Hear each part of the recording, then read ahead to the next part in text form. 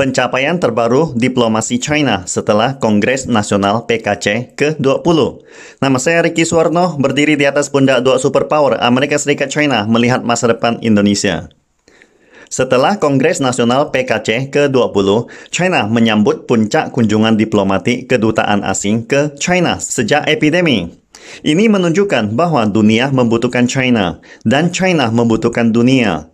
Dan hanya kerjasama yang erat antar negara baru dapat memecahkan masalah dunia hari ini. Dunia tahu bahwa Amerika Serikat sekarang tidak merahasiakan bahwa lawan terbesarnya adalah China, dan ingin menggunakan segala cara memblokir China, sehingga China akan diisolasikan oleh dunia. Kongres Nasional PKC ke-20 telah meletakkan dasar pembangunan di masa depan, sehingga China akan berada dalam kondisi pembangunan yang stabil untuk waktu yang lama. Atas dasar urusan dalam negeri telah stabil, China sekarang dapat membuka pintu menyambut tamunya karena rumahnya telah bersih dan berusaha mencari pengembangan yang lebih baik untuk dirinya sendiri. Oleh karenanya, Vietnam memimpin delegasi besar datang berkunjung baru-baru ini. Seperti halnya dengan China, Vietnam juga negara sosialis.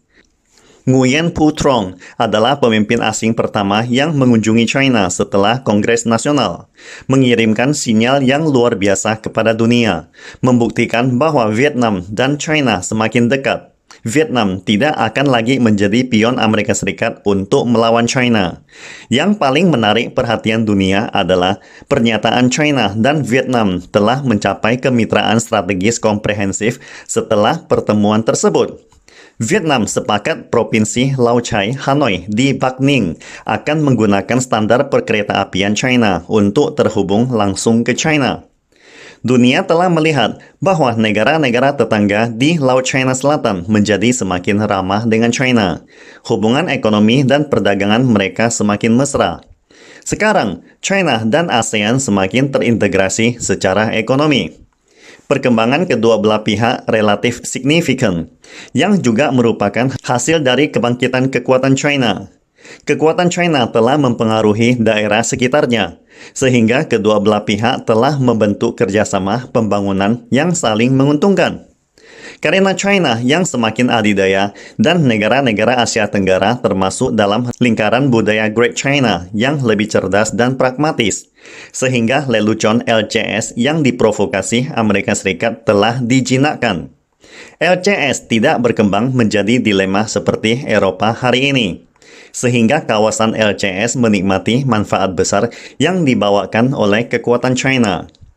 Negara-negara ini sepenuhnya menyadari betapa pentingnya mempertahankan situasi yang stabil dan makmur, dan memiliki hubungan yang baik dengan China.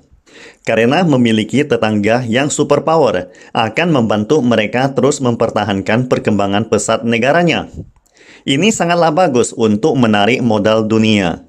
Seperti modal Eropa saat ini sedang berjuang mencari tempat yang aman untuk mendapatkan keuntungan darinya. Secara otomatis, perkembangan pesat China dan sekitarnya membentuk tren yang sangat sistematis. Sebaliknya, ketika Jepang ditindas oleh Amerika Serikat, sistem Asia yang dikuasai Jepang tiba-tiba runtuh. Akibatnya, Jepang kehilangan lebih dari 30 tahun pembangunan. China dan ASEAN memiliki satu pikiran, bekerja sama dan membenamkan diri dalam pembangunan ekonomi, sehingga sulit bagi Barat untuk adu domba. Bisa dikatakan hubungan China dan ASEAN saat ini telah memasuki tahap terbaik dalam sejarah. Vietnam, karena adu domba Amerika Serikat yang memiliki keluhan terdalam antara ASEAN dan China, telah mengakui tidak akan lagi dipicu oleh Amerika Serikat, melainkan berkonsentrasi pada kerjasama dengan China dan bahkan menerima standar perkeretaapian China. Perlu diketahui, standar perkeretaapian bukanlah hal yang sepele, karena berkaitan dengan logistik dan kedaulatan suatu negara. Sekarang, Vietnam telah menerima standar perkeretaapian China, akan membantu perkeretaapian atau standar kereta cepat China terhubung dengan semua jaringan perkeretaapian ASEAN yang membentang ke segala arah.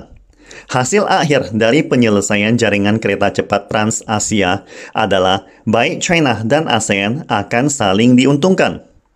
China dapat memperoleh lebih banyak kekuatan darat yang dapat melemahkan kekuatan laut Amerika Serikat sampai pada batas tertentu. Misalnya, menghindari hambatan Selat Malaka yang dikuasai Amerika Serikat. Kerjasama ini juga akan mendorong pengembangan Belt and Road China. Kita semua telah melihat dunia menjadi semakin berbahaya di bawah kepemimpinan dan adu domba negara barat. Negara-negara barat menjadi semakin tidak dapat dipercaya.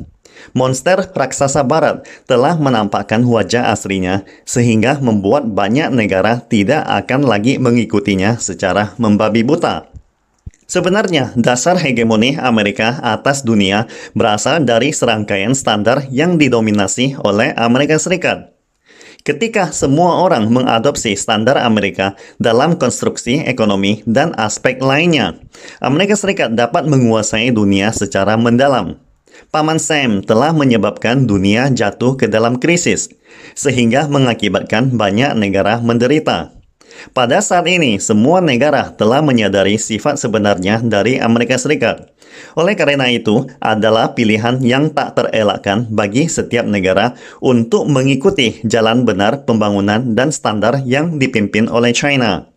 Selain sistem kereta cepat yang didominasi China dan diterima oleh banyak negara di dunia, China juga telah mendominasi bidang tenaga listrik dan energi baru.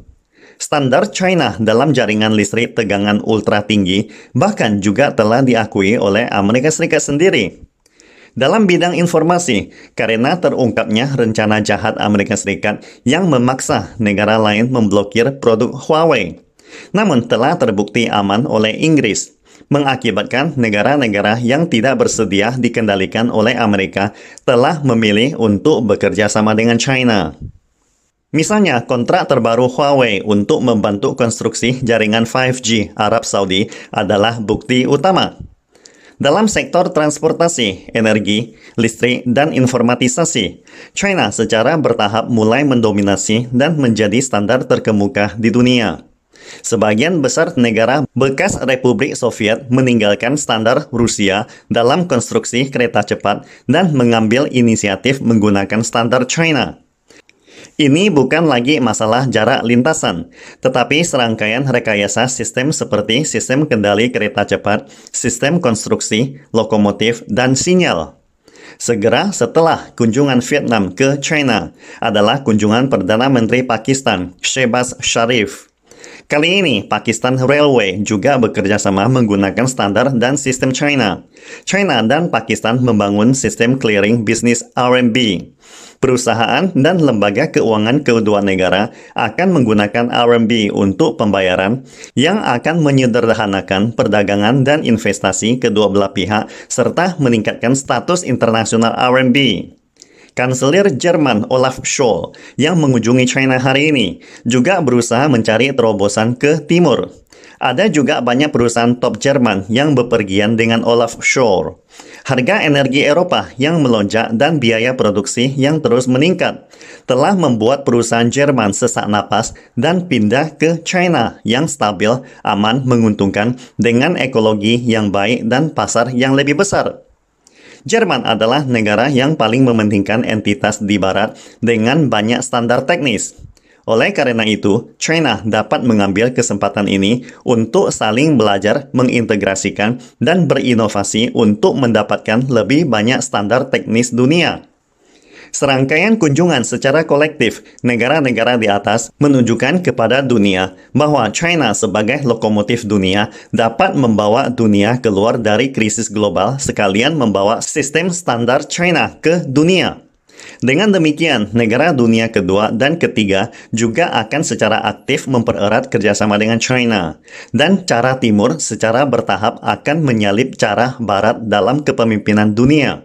Pastikan Anda subscribe dan follow akun ini supaya senantiasa mendapatkan info terbaru tentang teknologi terkini AI berkaitan. Salam Indonesia Maju!